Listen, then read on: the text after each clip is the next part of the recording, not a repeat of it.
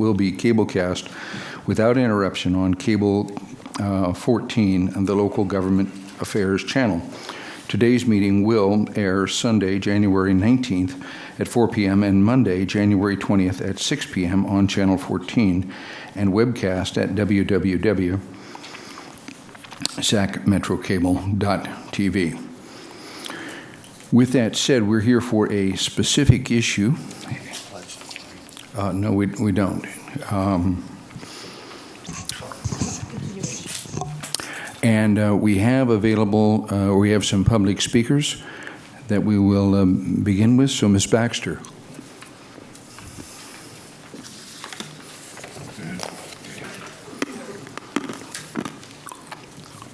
And before you begin, Ms. Baxter, I would remind any of the speakers that we have a 3-minute time limit, so please be aware of the clock in front of you. And I'm sorry? I've been practicing.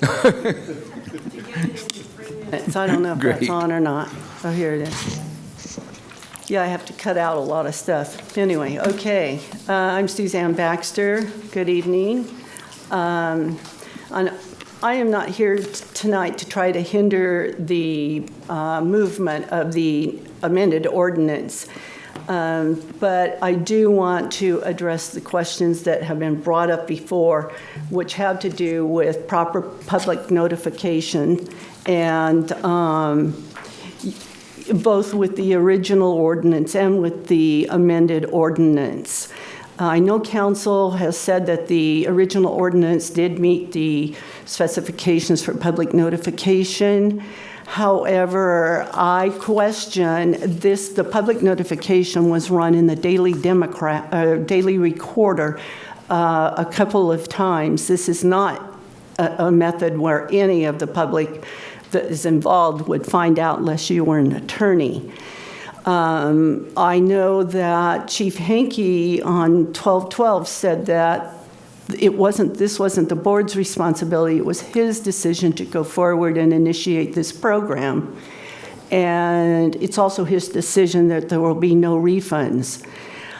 I really feel that this is the board's responsibility, if I understand it, that you're the ones that pass the laws on to and represent us, and I think that this decision should rest with the board.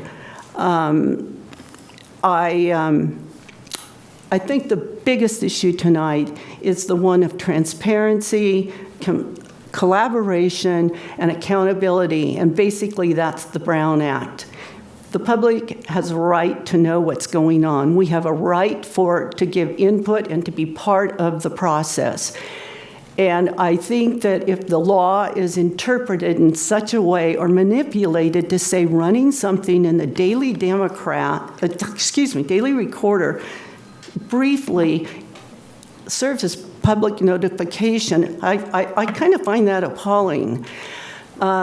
Chief Iverson and Chief Hankey invited me to be on an advisory committee. I was thrilled and repeatedly asked about that. And there never has been a meeting, and now I understand there is no stakeholders advisory committee to the chief.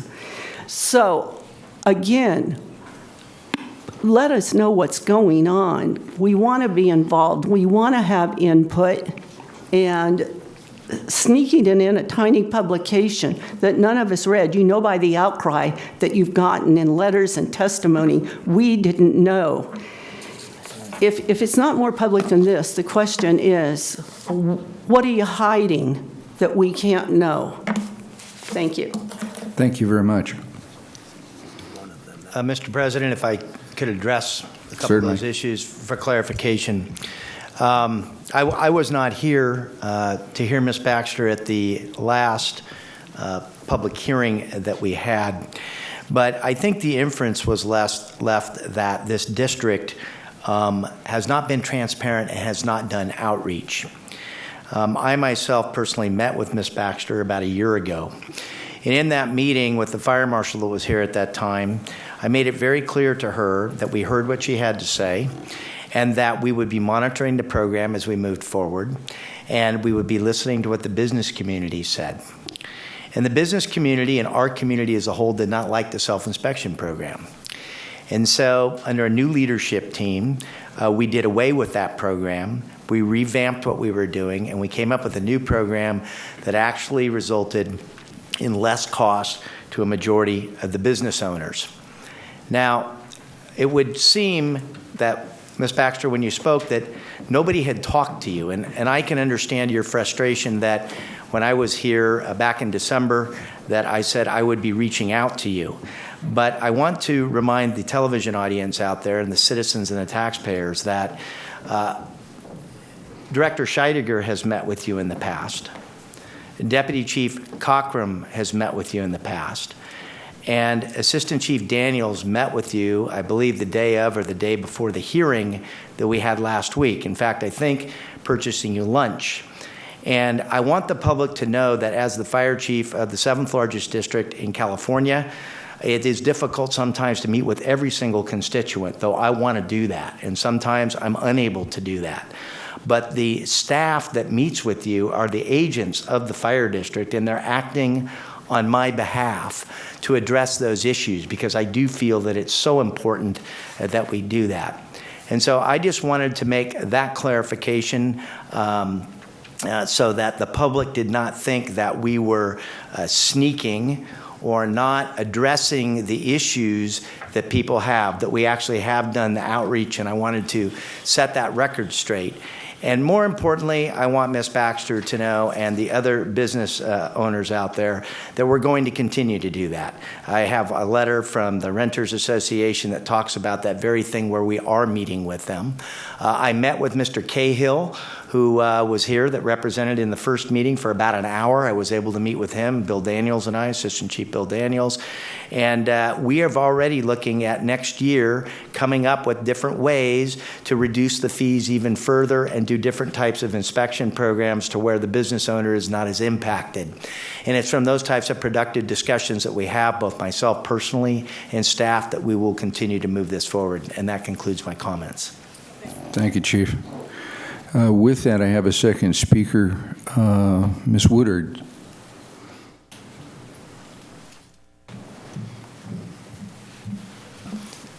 Good evening. I'm Christy Woodard. I'm the general manager at Sunrise Mall in Citrus Heights. I also chair the Sunrise Marketplace Business Improvement District, and I am the immediate past chair of the Citrus Heights Chamber of Commerce.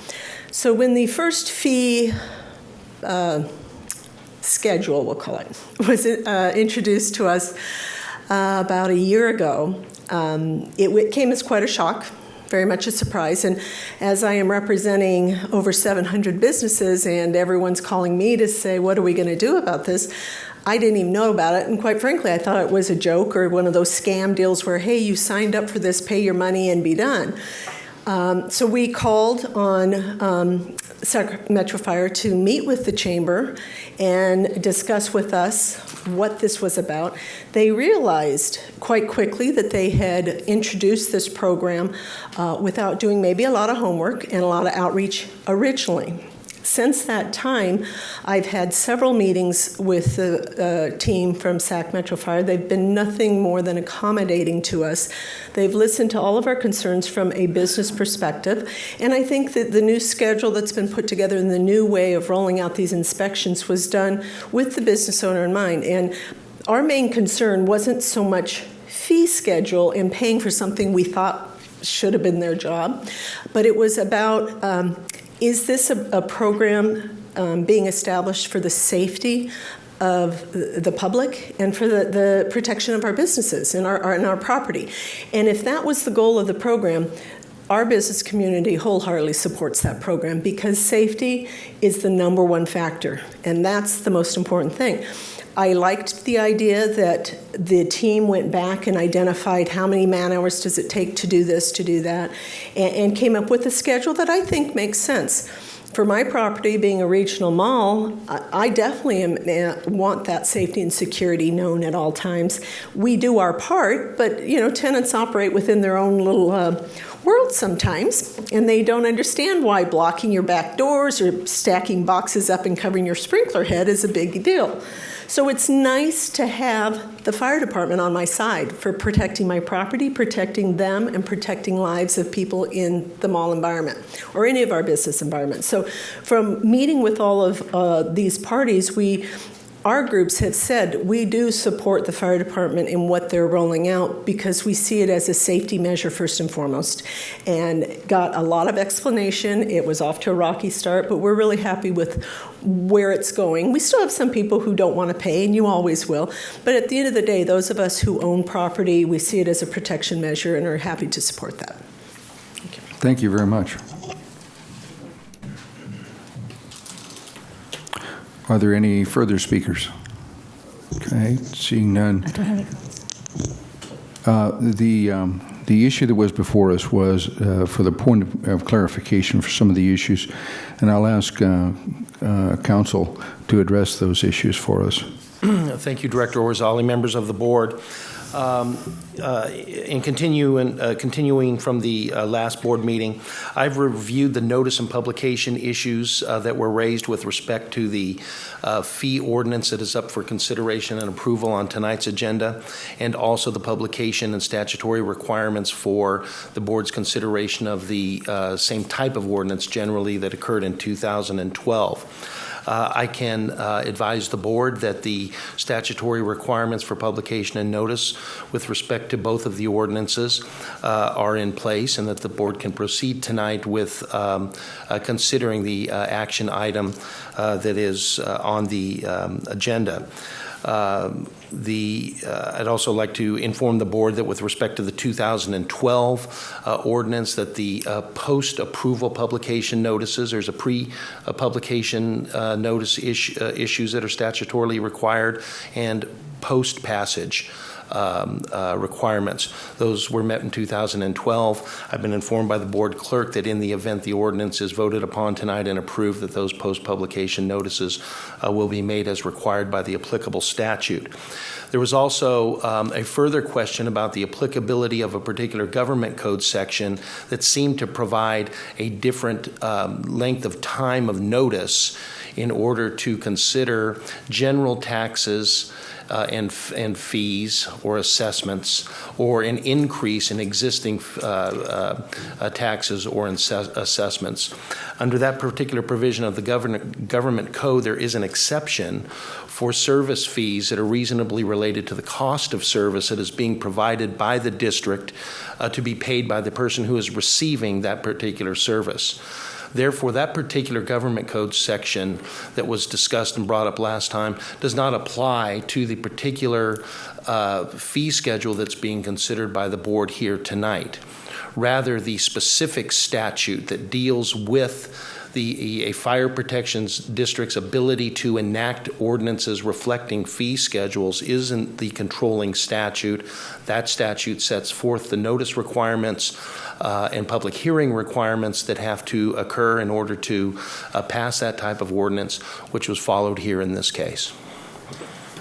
Thank you, Council. Mr. President, I have an additional issue. Because this was of such sensitivity, I felt it was important to submit General Counsel's opinion to outside legal counsel. I did that. We received an opinion back from outside legal counsel that concurs with General Counsel's opinion that the law is correct.